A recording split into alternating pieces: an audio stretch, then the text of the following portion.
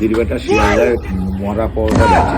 আচ্ছা, কি ছেলে বলেছে নাকি আমি ওরম করে ইনকাম করে খাই।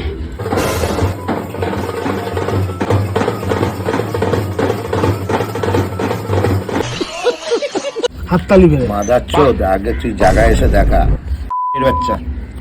আর তুই আমাকে পাঠ করে দেখা, আমার ধন চুষবি, আমি তোকে দেখিয়ে দেবো মানের বেটা। শিয়ালদা ওর নাম নেই। বড় একটা শিয়ালদায় মরা পাওয়াটা গেছে। আচ্ছা, কি ছেলে বলেছে নাকি আমি ওরম করে ইনকাম করে খাই।